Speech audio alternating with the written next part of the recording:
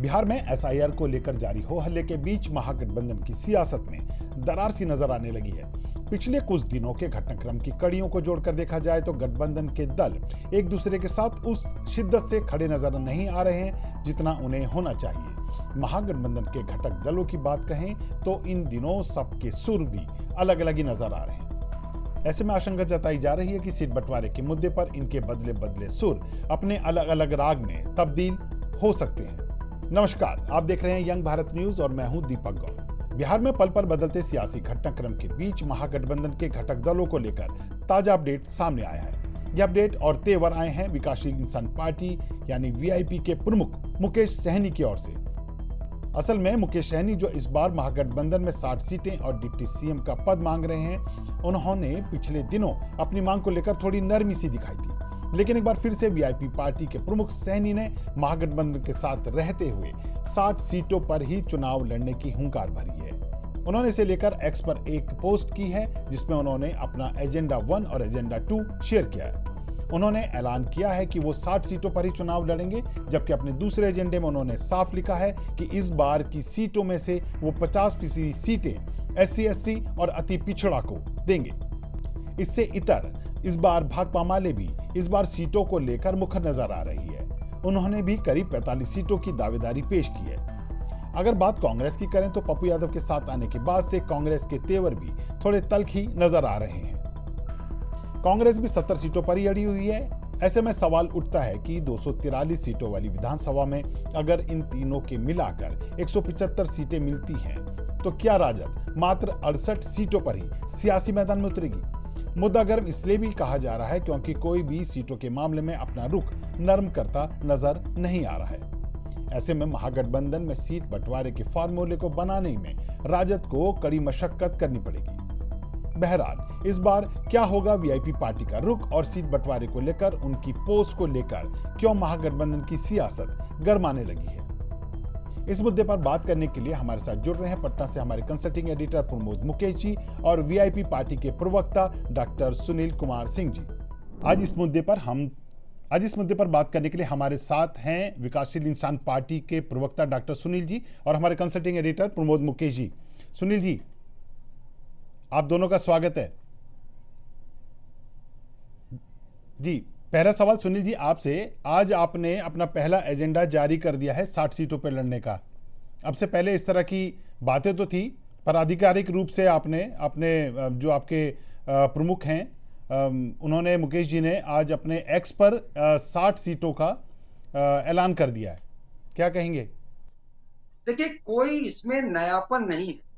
पहले भी मार्च में हमारी राष्ट्रीय कार्यकारिणी की जो बैठक हुई थी उसमें हमारे राजनीतिक ताकत के मद्देनजर 60 सीटों का लड़ने का डिमांड था और ये हमारा महागठबंधन के नेतृत्व को और कोऑर्डिनेशन कमेटी को कम्युनिकेटेड है। अब आप कहेंगे कि ये क्यों? देखिए, जिसकी जितनी संख्या भारी उसकी उतनी हिस्सेदारी। जातिगत आधारित जनगणना के आधार पर निषादों का उनके 22 जातियों को मिलाकर के 9.65% है, जो वास्तव में कहीं और ज्यादा है। इसके अलावा 36-37% अत्यंत पिछड़ा वर्ग है। अत्यंत पिछड़ा वर्ग का नेतृत्व नीतीश कुमार जी किया करते थे, मगर नीतीश कुमार जी अस्वस्थ हैं, तो वो अत्यंत पिछड़ा वर्ग का समूह भी एक वैकल्पिक नेतृत्व को की तलाश रहा है। और ऐसे में मुकेश सहनी जी सन ऑफ मल्ला अत्यंत पिछड़ा वर्ग के आते हैं और अत्यंत पिछड़ा वर्ग का बेटा जो है, तो उनकी राजनीतिक ताकत हमारी राजनीतिक ताकत करीब 37% है। उस हिसाब से कम से कम 60 सीटों पर हमारे राजनीतिक पूंजी है, ताकत कर ले, पूंजी कर ले। और जो जो उस हिसाब से टिकटे तो 60 पर हमारी दावेदारी है। ये बातें में कोई नयापन नहीं है, लेकिन across the table coordination committee में जब बातें आएंगी तो थोड़ा बहुत सीट ऊपर नीचे का हमारे नेता ने अनेकों बार कहा है कि थोड़ा बहुत अक्रॉस द टेबल बातें होंगी तो सीट थोड़ी घट बढ़ सकती है। इतना कोई रिजिड होने का चीज नहीं है, लेकिन हाँ, हमारा डिमांड है, हमारी ताकत है। जी जी जी प्रमोद जी, वीआईपी पार्टी 60 सीटें मांग रही है, कांग्रेस 70 सीटें मांग रही है और लेफ्ट की माले जो है वो 45 सीटें मांग रही है। अब इसमें राजद कितनी सीटों पर आएगी? 68, बची हुई 68 पे। तो कैसे कैसे आने वाले दिनों में कैसे सीटों का वो बन रहा है, क्योंकि भले ही वीआईपी पार्टी तो तब भी थोड़ी ये बात कह रही हो कि वो कुछ सीटों पर इधर उधर सोच सकती है, पर जिस तरह से माले, जिस तरह से कांग्रेस और जिस तरह से खुद राजद सीटों को लेकर अभी अभी कुछ तय नहीं कर पा रही है, कैसे देख रहे हैं आने वाले टाइम में महागठबंधन की राजनीति को? जी नमस्कार दीपक जी और डॉक्टर साहब। सुनील जी ने सही कहा कि महागठबंधन जब अक्रॉस द टेबल सीटों को लेके बैठेगा तो हो सकता है उसमें एक्चुअल क्या नंबर होगा उसका पता चलेगा। लेकिन आप ये जान लीजिए कि 243 जो सीटों पे लड़ाई है उसको लेके वीआईपी महागठबंधन में 2025 में एंट्री किया है। उनकी दावेदारी जी 60 की है। कांग्रेस 70 सीटों पे पिछले बार चुनाव लड़ी थी। वामपंथी दल का जो गठबंधन है माले और सीपीआई और सीपीएम का, उनकी दावेदारी 45 की है। तो दावेदारी तो ये लोग ज्यादा कर रहे हैं, लेकिन जो जी सबसे बड़ा भाई इस गठबंधन का राजद है उसको भी सेक्रीफाइस करना पड़ेगा, क्योंकि 2020 में जितनी सीटों पे राजद इलेक्शन लड़ा था और उसमें इस वीआईपी को अगर एडजस्ट करना है और वो बहुत ही मजबूती से इस गठबंधन में अब तक अपनी दावेदारी और ताकत दिखा रहे हैं मुकेश सहनी, तो 60 की जी बात कर रहे हैं, लेकिन उनको भी एडजस्ट करना पड़ेगा। कांग्रेस में भी एडजस्टमेंट होगा और जी जब टेबल पे बैठेंगे तब ये पूरी की पूरी कवायद जो है, जितनी ताकत है, ठीक है आपकी ताकत 60 है। अभी तो कुछ देर पहले भी एक बयान मीडिया में आया है कि मुकेश सहनी जी ने कहा है कि 60 सीटों पे हमको चाहिए, उसमें 50% सीट हम एससी एसटी और अति पिछड़ा को लड़ाएंगे। यानी जो भी उनको सीट मिलेगा, 50 मिले 60 मिले, वो तो जब फाइनल होगा, लेकिन वो आधी सीटों पे अब एससी एसटी और पिछड़ी जातियों को लड़ाएंगे। तो ये सब जब तक कि सीटों को लेके क्लियरिटी ना हो जाए किसको क्या मिला है, तो ये पूरी तरह नहीं, से आपको अपनी आप दावेदारी, प्रमोद हिस्सेदारी को जी ज्यादा बढ़ा के दावेदारी, बोलने। जी दावेदारी दावेदारी दावेदारी अलग चीज हो गई, पर हम कह रहे हैं कि सामंजस्य बैठेगा कैसे? हर आदमी तो क्या कहते हैं, खुलकर इस पर बात करने को ना राजी हो रहा, ना ही बैठकें हो रही हैं। तो ये आखिर बिल्कुल आखिरी समय में करेंगे तो तैयारियों का मौका कैसे मिल पाएगा? नहीं नहीं, ऐसा नहीं है। ये आपस में कितनी बैठक महागठबंधन की हो गई है, ऑफिशियली ऐसे अनाउंस नहीं हुआ है। आप उनसे बात करिए तो सबकी अपनी अपनी तैयारी चल रही है। अगर वीआईपी जी 60 सीटों की बात कर रहा है तो 60 सीटों पे निश्चित रूप से वो उसको चयनित कर चुका होगा कि हमारी दावेदारी यहाँ यहाँ है, यहाँ मेरी मजबूत दावेदारी है। हो सकता है जब नेगोशिएशन टेबल पे आए, निश्चित रूप से कांग्रेस को भी सेक्रीफाइस करना पड़ेगा, 70 सीट से कम पे लड़ना पड़ेगा, और राजद भी अपनी कुछ सीटों पे छोड़ेगा जो 2020 में जिस पे लड़ा था। और वाम दल, ठीक है, वाम जी दलों का थोड़ा उत्साह इसलिए बढ़ा है कि उनको माले ने 19 सीटों में 12 सीटों पे जीत हासिल की थी और उनकी सफलता कुछ ज्यादा थी, तो इसलिए उनकी दावेदारी है। लेकिन अक्रॉस टेबल जब बैठेंगे तब ये फैसला होगा। इसलिए अभी प्री मीटिंग ये दावेदारी ही इसको समझा जाए। जी सुनील जी, कल मुकेश सहनी जी ने अपने एक्स पे अपना पहला एजेंडा जारी करा कि 60 सीटों पर हम लड़ेंगे। आज उनका दूसरा एजेंडा सामने आया जिसमें उन्होंने बोला है कि 50% एससी एसटी और अति पिछड़े से होंगे। क्या आगे के एजेंडे तैयार हो गए और कल तीसरा एजेंडा नजर आएगा? इन दोनों जो एजेंडा जो आप कह रहे हैं इसमें कोई नयापन नहीं है। मार्च में हमारी राष्ट्रीय कार्यकारिणी की बैठक के बाद ही हमने अपनी 60 सीटों पर लड़ने की इच्छा और दावेदारी जताई, और जो 50% हम देंगे अत्यंत पिछड़ा वर्ग को और दलितों को, ये भी बहुत पहले जी हमारे नेता सनोफवाला मुकेश सहनी जी ने अनाउंस कर दिया है। इन दोनों में कोई जी नयापन नहीं।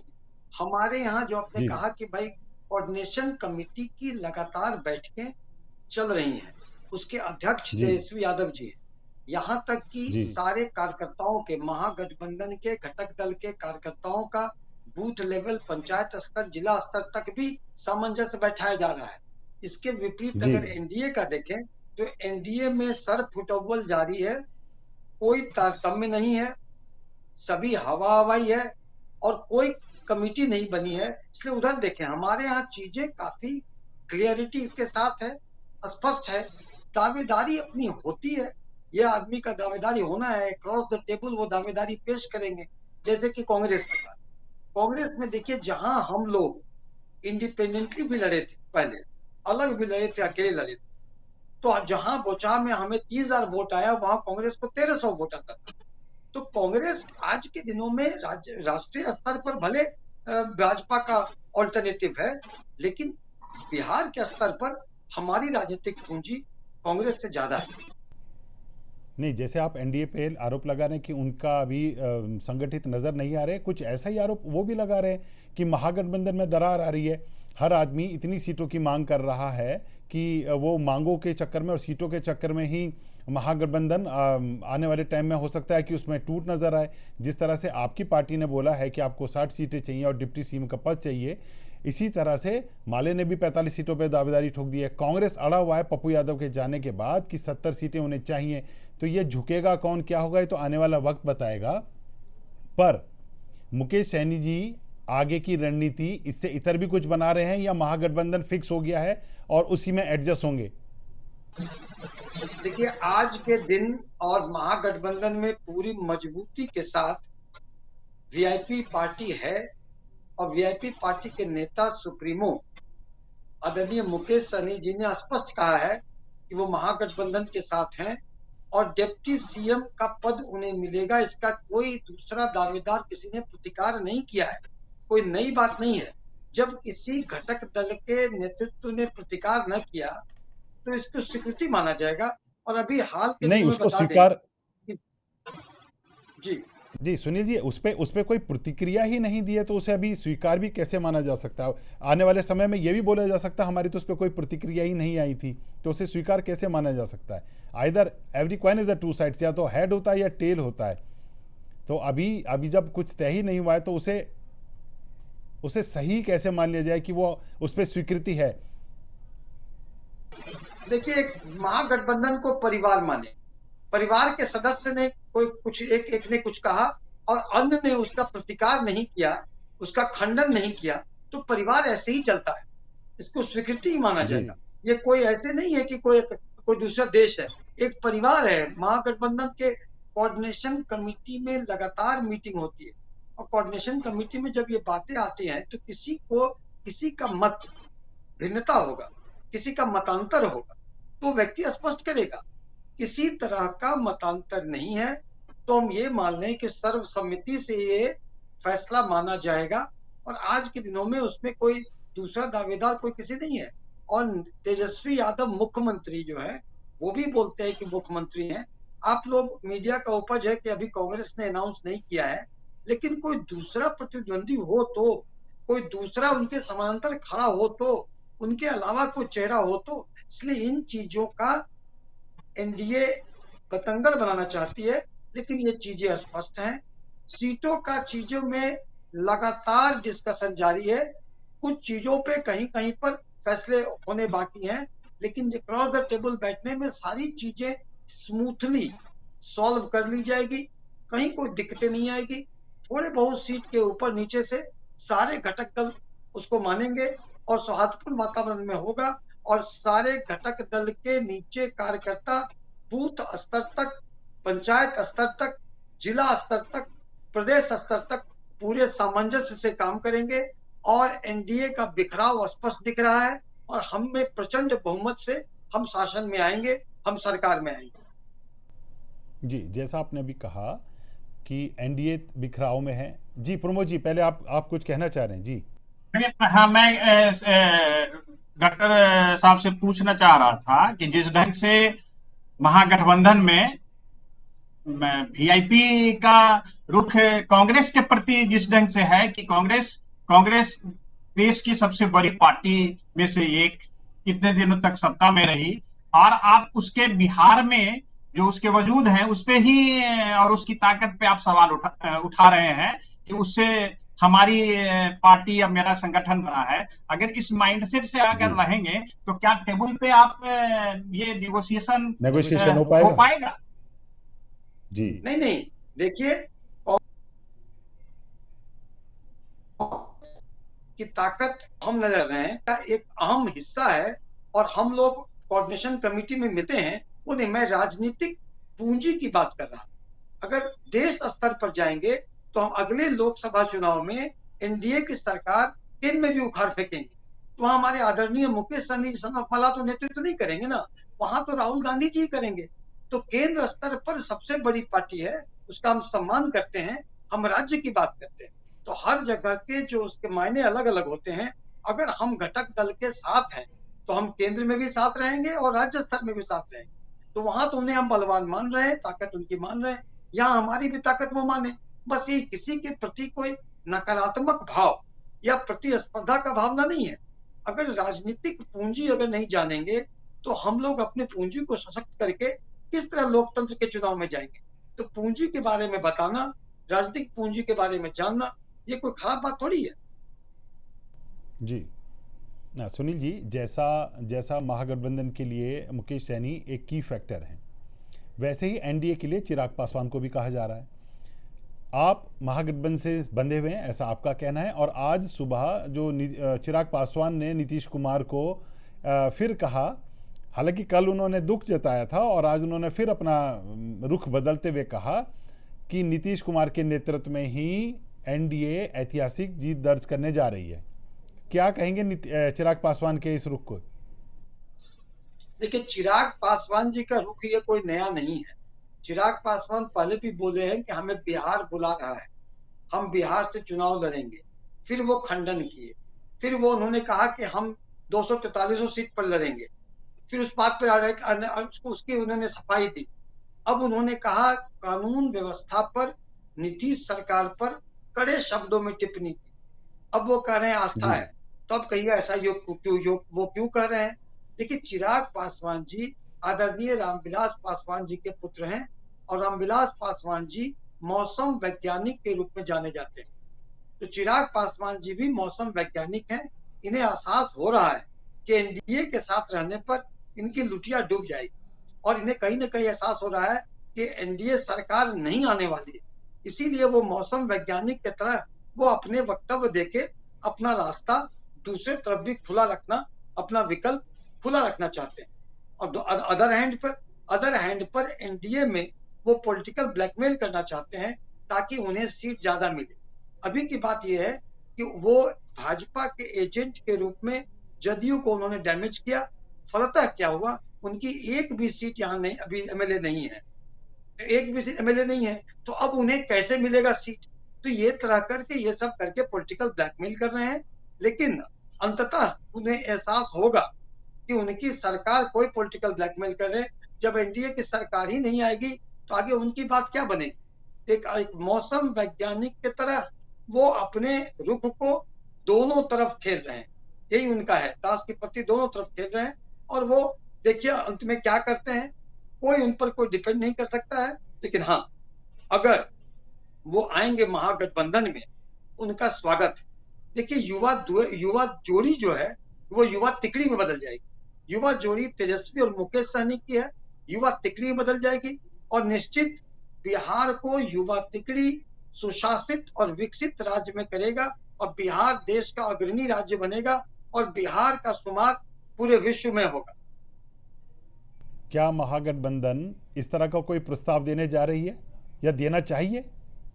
बहुत स्वागत योग्य है। तो देखिए, प्रस्ताव तो शीर्ष नेतृत्व अक्रॉस द टेबल बात करता है, लेकिन अभी बयानों का विश्लेषण की बात करते हैं। बयानों के विश्लेषण में जिस तरह से चिराग पासवान जी को घटक दल के लोग ही बेइज्जत करते हैं, उनका अपमान करते हैं, चाहे वो जदयू के प्रवक्ता हो, जदयू के नेता हो, या हम का शीर्ष नेतृत्व हो, आए दिन चिराग पासवान जी को अपमान का सामना एनडीए में करना पड़ रहा है। और चिराग पासवान जी को सीट भी नहीं मिल रहा है। और मौसम वैज्ञानिक वो हैं, उनके पिताजी भी थे मौसम वैज्ञानिक के रूप में। उनको आभास हो गया है कि एनडीए का लुटिया डूबने वाली है, महागठबंधन की सरकार आने वाली है। तो निश्चित ही उनके लिए अच्छा होगा कि ये जो अंतरात्मा को जगाते हैं और वो एनडीए में रह के भी नीतीश कुमार जी के सरकार के विरुद्ध जो उन्होंने वास्तविक बातें कही हैं, तो उनको अगर अंतरात्मा जाग रहा है तो अच्छी तरह से जागे, वो महागठबंधन में आए, महागठबंधन की सरकार बनाएंगे, युवा जोड़ी से युवा तिकड़ी काम करेगा और बिहार सफल होगा, बिहार विकसित होगा। जी, मैं कह रहा हूँ अंततोगत्वा अगर आखिर में आके चुनाव पासवान सब असेसमेंट करके और सारी सियासी हवाएं देखने के बावजूद एनडीए के पाले में ही बैठ गए, तो क्या ये मान लिया जाए कि इस बार एनडीए फिर दोबारा से सत्ता में आ रही है? आपने बोला वो मौसम वैज्ञानिक और बहुत अच्छा अपने मतलब जेनेटिक उसमें लेके आए सियासी मौसम को पढ़ना। देखिए, वो अगर उधर रह भी जाएंगे तो भी सरकार एनडीए की नहीं बनने वाली, तब वो कुछ अपना पोस्ट पोल संभावनाएं देखेंगे। वो मौसम वैज्ञानिक है, सत्ता के साथ ही रहेंगे, पोस्ट पोल संभावनाएं देखेंगे। खैर, ये उनका लुकआउट है, मैं उनका प्रवक्ता नहीं हूं, लेकिन ये जरूर कहना चाहूंगा कि चिराग पासवान जी का अपमान एनडीए में बहुत हो रहा है। और चिराग, आज देखिए, अगर मान लीजिए आज एनडीए का सबसे बड़ा बैगेज कौन है? एनडीए के सबसे बड़े बैगेज उनके सीएम फेस नीतीश कुमार जी। नीतीश कुमार जी शारीरिक और मानसिक अवस्था उनकी नहीं है शासन करने की, जनता में एंटी इनकम्बेंसी है और नीतीश जी को सीएम फेस बना गया है, इससे एनडीए को घाटा हो रहा है। अगर मान लीजिए चिराग पासवान को अगर एनडीए सीएम फेस बनाती है तो ये मामला रोचक होगा, तो भी महागठबंधन सत्ता में आएगी, लेकिन कम मार्जिन से आएगी। लेकिन सीएम फेस नीतीश कुमार होंगे तो महागठबंधन की सरकार प्रचंड बहुमत से आएगी। और चिराग पासवान जी देख लें कि उन्हें क्या करना है। निश्चित ही मौसम वैज्ञानिक है, युवा है, लंबी पाली खेलनी है। बिहार के लिए उनको बिहार फर्स्ट और बिहारी फर्स्ट का नारा देना होता है। बिहार के लिए उन्हें दर्द है, तो युवा जोड़ी से युवा तिकड़ी अच्छी। अगर चिराग पासवान चुनाव से पहले ही महागठबंधन में शामिल हो जाते हैं, जैसा कि उनका नीतीश को लेकर लगातार रुक रहा है कि नीतीश कुमार पर वो हमलावर नजर आते हैं, और फाइनली जैसा आपने बड़ी अच्छी एक मंशा जाहिर करी कि अगर 2 से भले 3 हो जाएं और वो तीनों युवा नेता जो हैं वो बिहार के लिए काम करें, तो फिर चुनावी समीकरण और सीटों का जो समीकरण है वो किस तरह से हो सकता है? क्या आप थोड़ा सा उस पर प्रकाश डाल सकते हैं? देखिए, परिवार में एक सदस्य आ जाए अचानक और खाना जितना बना रहे और दिल मिले हों, भाव मिले हों, तो उसी खाना को बड़े चाव से मिल बांट कर खाते हैं। किसी प्रकार का विद्वेष भाव थोड़ी होता है, लगता थोड़ी करे वो आ गया वो तो मेरी रोटी खा लेगा। ये असुरक्षा की भावना नहीं है। जब एक कॉमन गोल है कि बिहार को सुशासित राज्य और विकसित राज्य करना है, तो जितना भी होगा सब भाई मिल बैठ के खाएंगे। उसमें क्या सब परिवार है तो परिवार के हिस्सा बन जाएंगे। तब कहाँ ये सीटों का कि ये 2 सीटें 5 सीटें, वो नहीं चलता। प्रेम भाव के साथ रहने पर ये सब चीजें सेकेंडरी हैं। पहले विचारधारा, पहले अंदर का उनकी जो अंतरात्मा जाग रही है वो क्या सब करते हैं वो देख ले, तब इस तरह की बातें आएंगी। ये तो एक हाइपोथेटिकल प्रश्न है अभी। जी, चलिए, आपने ये कहा कि ठीक है, ये हाइपोथेटिकली प्रश्न है, लेकिन अगर आपने जो पूर्व में कहा कि आपकी 60 सीटों का पहले तय हो चुका था, आपके 50% आरक्षण का पहले तय हो चुका था, अगर ये पहले तय हो चुका था तो एजेंडा 1 और एजेंडा 2 करके उसको सोशल मीडिया पे या ट्वीट पे रिमाइंडर के तौर पे डालना, ये रिमाइंडर अपने ही महागठबंधन के लिए है? ये किसके लिए था रिमाइंडर फिर? ये कोई रिमाइंडर नहीं, हमारे राष्ट्रीय कार्यकारिणी के फैसले का इकोइंग था और कुछ नहीं। ये हमारा आज का एजेंडा नहीं है। ये तो जब शुरू से हुआ, जब राष्ट्रीय कार्यकारिणी ने ये फैसला लिया कि वीआईपी पार्टी के और हमारे नेता का राजनीतिक पूंजी क्या है, राजनीतिक ताकत क्या है, उसी के आधार पर हमने दावेदारी की और 60 सीटों की मांग की और दावेदारी पेश की। पुरानी बात है, वहीं पर है। इन चीजों पर कोऑर्डिनेशन कमेटी की मीटिंग लगातार हो रही है, टॉक्स चल रहे हैं, और जो भी फलाफल होगा इस पर रिजिड रहने का नहीं होता है। जब अक्रॉस द टेबल अगर बैठा जाता है तो कुछ ऊपर नीचे चीजें होती हैं, लेकिन पूरा आशाही नहीं, पूर्ण विश्वास है कि सौहार्दपूर्ण वातावरण में ये चीजें सॉल्व होंगी। तो सुनील जी, एक आखिरी कमेंट, आने वाले दिनों में पार्टी जिन 60 सीटों पर लड़ने की अपनी पूरी रणनीति बना चुकी है, किस तरह से उधर चुनाव प्रचार आपका चल रहा है और क्या आपके अहम एजेंडे हैं इस बार? देखिए, रणनीति तो हम 243 सीटों पर बना के रखे हैं, क्योंकि आखिर जो कोई महागठबंधन के परिवार का कहीं से लड़ेगा तो हमारी ताकत की तो जरूरत है ही, इसलिए हम अपनी ताकत 243 सीटों पर बना रहे हैं। हाँ, 60 सीटों पर हमारा दावा है, जिसका कि अक्रॉस द टेबल बैठने पर फैसला आएगा, और एग्जैक्ट फिगर क्या होगा ये तो शीर्ष नेतृत्व तय करेगा। थोड़ा बहुत आगे पीछे होगा तो हम लोग उसको लेकर रिजिड नहीं है। नहीं, जैसे पहले एक सूची मांगी गई थी आप लोगों से, सभी दलों से, कि आप जिन जिन सीटों पर प्रबल रूप से हैं, ऐसी ही सीटों की एक सूची शायद एनडीए में भी मांगी गई थी। तो वो ऐसी कोई सूची आपने तैयार नहीं की कि हम किन किन सीटों पर ज़्यादा प्रबल हैं? बाई चांस आपको ऐसी सीटें दे दी गई जहां आपका नेटवर्क, आपका वहां जहां आपका वोटर जो है वो कम है, तो उधर दे दी गई, तो आप वो स्वीकार थोड़ी करेंगे? देखिए, टिकट बंटवारा जो होगा वो तो मीडिया में नहीं होगा। इन सब सारी जी चीजों पर मंथन चल रहा है लगातार। जी। तो अभी आप कहने से बच रहे हैं, कोई बात नहीं। सुनील जी, ऐसे मुद्दे पर एक बार फिर आपके साथ जुड़े रहेंगे। आप हमारे साथ इस मुद्दे पर जुड़े, आपका बहुत बहुत शुक्रिया।